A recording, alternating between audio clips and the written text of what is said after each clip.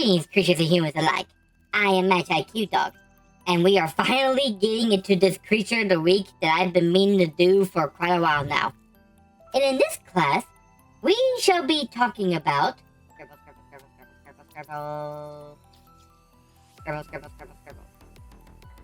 We shall be talking about the Baldander.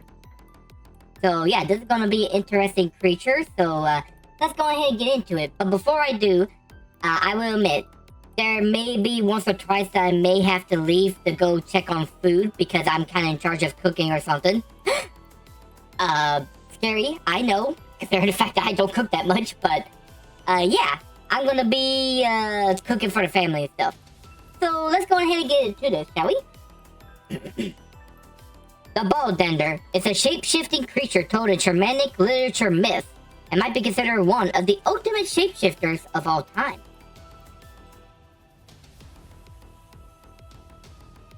Appearance. Baldanders are master shapeshifters with some shapeshifting into whatever appearance they want. However, they do have a standard form that can easily be identified if you happen to see their true form. Baldanders have a chimeric body with different body parts of other animals and beings. First, they have a humanoid head and body with humanoid arms, but their head have two goat-like horns, giving them a satyr look. They also have a long pointed ears like a satyr too. They also have one leg of a goat, or one leg of a goat, and one bird leg, mainly a chicken or some kind of other domestic fowl kind of creature. Anyways, they also have bird-like wings on their back. And finally, they have a long fish tail. This gives them quite a strange appearance. Baldanders also often have a sheathed sword on them attached to a belt, and they carry a large book full of drawings. These drawings that they drawn are all the objects and things they have shapeshifted into. Role in mythology. Baldanders is a Germanic name that means soon another. They get this name because all Baldanders seem to have the same primary goal of shapeshifting into everything and anything that exists in the universe. This is why they carry the large book so they can catalog everything that they already shapeshifted into before. Baldanders are also symbolic creatures that symbolize the ever-ending changes of society and of nature that's always changing as well. They also symbolize one's familiarity to the common perspective of others. Basically, they are beings of both never-ending changes. Sorry. Yeah, familiar. Oh my god, take two. Beep. Basically, they are beings of both never-ending changes, yet familiarities from one's experience. And that's pretty much it. They just kind of go about shapeshifting to anything they haven't yet and document them in the books. So yeah, moving on to powers. The Baldander is very unique as a creature due to its shapeshifting capabilities. They are capable of shapeshifting into anything they see in a perfect form without any mistakes. Along with shapeshifting, they can also change their size as well, giving them full, true shapeshifting powers to become whatever they wish to be. Also, with their human intelligence, they can communicate with other sentient beings, do problem solving, document whatever they shapeshift using their large books, and even capable of using weapons on them like swords. And let's not forget about their artistic drawings as well, which that's also on there on their drawing skills as well. Anyways, and while it's not really mentioned in their mythology, one can assume that they can tap into other abilities by shapeshifting into whatever they wish to shapeshift into. For example, if a Baldander decides to become a dragon, they could technically gain some dragon abilities, like their scaly armor or flight. But this is more of a thought since it's not truly confirmed. Weaknesses. Now, this is a rather interesting as to what weaknesses they might possess. This is due to the fact that, well, there's not really a specific weakness set for a Baldander. Due to this, we all know the drill. It's time to think of possible weaknesses and see what could defeat a Baldander. First up, is probably their shapeshifting abilities.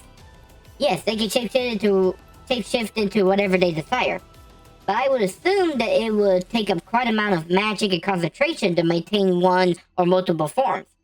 As such, distracting them or using items to disrupt their magic could stop their shapeshifting abilities altogether.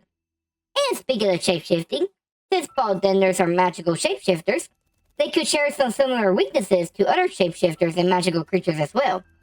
This includes using charms and items like talismans, silver, iron, or other tools to detect and harm Baldanders. Animals can also sense the supernatural beings as well, so having a dog could detect if a Baldander is around. And finally, like other shapeshifters or creatures in general, decapitating the head should kill the Baldander, like any other living beings. After all, Baldanders do have a lifespan and as such can be killed. Of course, most Baldanders are typical harmless, they're basically harmless to humans and humanoids since they focus on their time shapeshifting and documenting, so I won't worry about it too much. Now, I am going to take this time to go check on the food real quick, so I will be right back. The food is good! Now then, let us continue on. Literature creature. So, we learned about the Baldander and what it is in Germanic mythology. However, I must make a confession with everyone in this classroom. Baldanders are not really your typical mythical creature. Now, yes, this creature was told in Germanic folklores before you turn to your human modern ages. However, the Baldander was first told in Germanic Literary Myths. This makes the Baldander a literature type of creature, and one not truly that of mythology. The Baldander makes its first appearance in the 6th book of the continuation of I cannot pronounce this whatsoever. Y'all see it on the board, you can read it. Anyways, it's the continuation book, a sequel to the 5 books novel Simplicus. I cannot pronounce this word whatsoever. Anyways, it's this book by German author Hans Jacob Christophen von Grimmelschansen. If I pronounce his name right, I apologize to the fans if I didn't pronounce it right. Anyways, this adventure novel had its hero meet a Baldander when it was taking the form of a stone statue of a famous Germanic hero. The Baldander offered to teach the hero the secret technique of talking to inanimate objects, if he could solve the Baldander's riddle. This is where the Baldander makes his first appearance, and as such is a literature being. However, I want to make a statement that just because it's a literature being doesn't make it a mythical creature. After all, both Oberon and Titania, the fairy king and queen and most famous fairies of all, are technically literature beings who are told in William Shakespeare's A Midsummer's Night Dream. Even going far back as the Greek times with sirens, as they are first told within Homer's Odyssey. As such, the Baldanders have every right to exist in mythology. Popularity. To be quite honest, the Baldander is not as famous of a creature as you would see with other shapeshifters like werewolves or Selkies. However, it turns out that even Baldanders are involved in modern era, as they appear in video games, books, and even in anime. Now, while they don't appear in movies, TV series, or cartoons as far as I could find, there is a French filming production company called Baldander Films that's based from the creature, at least the name that is. With anime and manga, there are the Baldanders from the anime Yushiro and Tora, as they are described as yokais from Europe. With video games, the PlayStation 2 game Puyo Puyo Fever 2 features a large dark creature in armor that's named Baldander that might have been inspired by the book I mentioned before. Then there is Final Fantasy with a Baldander in human disguise named Gareth Daisley, who's an antagonist. Next up is the game Curse, as you play as a Baldander who was made by ancient alien technology. And finally, the board game Kusep features Baldanders as they shape during battles. With books, other than the 6th one I mentioned before, you got Joris Louis Borges, the Books of Imaginary Beings, as he mentions a Baldander. Gene Wolfe, the Book of the New Sun, got Baldander as a recurring character. Unenchanted Book 3 Fable by Cheda Hain got Baldanders as small shape-shifting critters. With webcomics, It has Baldanders that serve its purpose as a trickster and give advice to the Ghost Club members of the series. What Happened When? By Andrew Scott and Carlos Morete. I might have mispronounced his last name wrong, so I do apologize. And even music features Baldanders with some mention in one of the songs of the 1970s German folk / progressive rock band, Ocean, or I'm gonna butcher this name wrong. Ogenwede. Hang on, maybe if I do aggressive like the Germans and stuff, maybe I can say it. Ogenwede!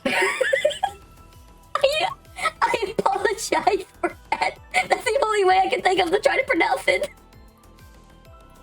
Anyways, to end this off with a conclusion. The Baldander is an interesting little shapeshifter. The ability to turn into anything they see and document it within their books while roaming about showcases a more human nature to them. And while they are a symbolic creature of changes with society and nature as a whole, they still capture the moments with their changing forms. So next time you pick up a cup to drink out of, or grabbing a broom within a German town, don't be too surprised if it suddenly turns out to be a Baldander in disguise. And with that concludes the Baldander. So what do you think of these guys? Do you think their true forms are kind of weird? Do you really think that they could transform into anything that they see? Do you consider them more fictional creatures, even though they come from literature, or more mythological creatures? Let me know in the comment section whenever I load this up on YouTube. And with that concludes the Creature of the Week. Now, our next Creature of the Week, which I'm gonna see. Ooh, we're going back to Japanese mythology to see a certain raccoon dog. Yeah, I hope you guys are excited for this one as I am. Unfortunately though, it's probably gonna be far off next week or something, or even the next week after that. Mainly because of the convention trip that's coming up soon. But yeah, that pretty much concludes our Creature of the Week. So, I hope you guys enjoyed the Baldander as I did, as they are quite interesting creatures, not gonna lie. Now then, later on tonight, I do plan on doing an art stream where I'll be continuing on making a new banner. Which, now that I think about it, there's no way I'm gonna finish that up by the end of this year. So, we're gonna try to finish it up before the end of winter, in general. So, next February. So, yeah, that's pretty much it for now. But with all that out of the way, thank you guys for coming on this fantastic Creature of the Week stream. I hope y'all had as much fun as I did as we got to learn about the Baldander and their ultimate shape-shifting ways. And if you wish to learn about more of these creatures, check me out on my Twitch channel, check me out on Twitter, check me out on my main YouTube channel, and check me out on my Game and React channel, and leave a like and subscribe for that as well. And with that, I bid this show adieu. So see you guys. So long. Bye bye. Okay, bye.